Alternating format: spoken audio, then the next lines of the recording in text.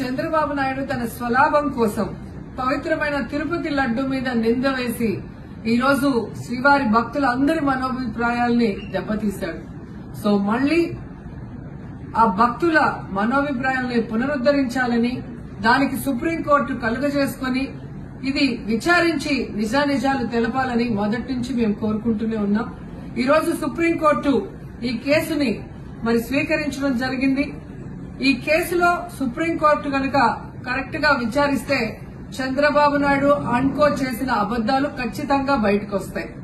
ఎందుకంటే మీరే చూశారు, చంద్రబాబు నాయుడు లాంటి వాళ్ళు ఒక సీఎం స్థాయిలో ఉండి తప్పు జరిగిందా లేదా అని విచారణ చేయకుండా, ఎటువంటి సాక్ష్యాధారాలు లేకుండా కేవలం జగన్మోహన్ రెడ్డి గారిని టార్గెట్ చేయాలి, ఆయన మీద నింద వేయాలి, ఆయన్ని హిందువులకి దూరం చేయాలన్న ఒక దురుద్దేశంతోనే ఈ యొక్క కామెంట్ చేశాడు అనేది స్పష్టం కాబోతుంది.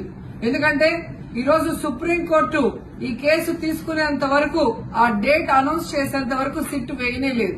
అంటే ఉన్నత స్థాయి విచారణ ఎక్కొట్టాలి, ఉన్నత స్థాయి విచారణ జరిగితే తాను చెప్పిన అబద్దం బయటపడుతుందన్న భయంతో సిట్ ని హడావిడిగా ఏర్పాటు చేయడం మనం అందరం కూడా గమనించాలి. మొదటి నుంచి మాకు సిట్ మీద ఎందుకు నమ్మకం లేదు అంటే, తన పరిధిలో ఉన్న సిట్ ని చంద్రబాబు నాయుడు వేస్తే ఆల్రెడీ తను ఒక జడ్జిమెంట్ ఇచ్చేశాడు కాబట్టి దానికి లోబడే అధికారులు అబద్దాలు మాట్లాడతారు, నిజాలు చెప్పరు.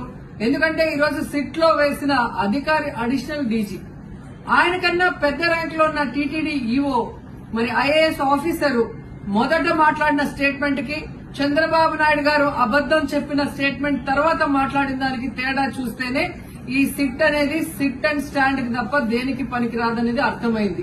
అందుకే మేము మొదటి నుంచి అడిగాము, సుప్రీంకోర్టులో విచారణ జరగాలి, సీబీఐకి డైరెక్షన్ ఇచ్చి విచారిస్తే ఖచ్చితంగా మత కల్లోలాలు సృష్టించాలనుకున్న చంద్రబాబు నాయుడు అన్కో అందరికీ కూడా బుద్ది చెప్పే అవకాశం దొరుకుతుందని. సో ఈ రోజు విచారణ స్టార్ట్ అయింది. దీన్ని సీబీఐకి అప్పచెప్పి సిట్టింగ్ జడ్జి పర్యవేక్షణలో విచారణ జరిగితే ఖచ్చితంగా హిందువుల మనోభిప్రాయాల్ని గౌరవించిన వాళ్ళమవుతాం, పునరుద్దరించిన వాళ్ళమవుతాం. లేకపోతే చంద్రబాబు నాయుడు వేసిన ఈ నింద పవిత్రమైన లడ్డూని తినాలా వద్దా, దీంట్లో కలిసిందా లేదా అన్న అనుమానంతోనే భక్తులందరూ కూడా ఈరోజు లడ్డూ తినకుండా వెళ్లిపోతుంటే ఒక తిరుపతి అమ్మాయిగా చాలా బాధేస్తుంది. ఈ రోజే అలగర్ కోయిల్ మదురై దగ్గర దక్షిణ తిరుమల చాలా పవిత్రమైన టెంపుల్. ఇక్కడ భగవంతుడిని కోరుకున్నాను, ఖచ్చితంగా సుప్రీంకోర్టు ఇన్వాల్వ్ అయి ఈ కేసును విచారించాలి.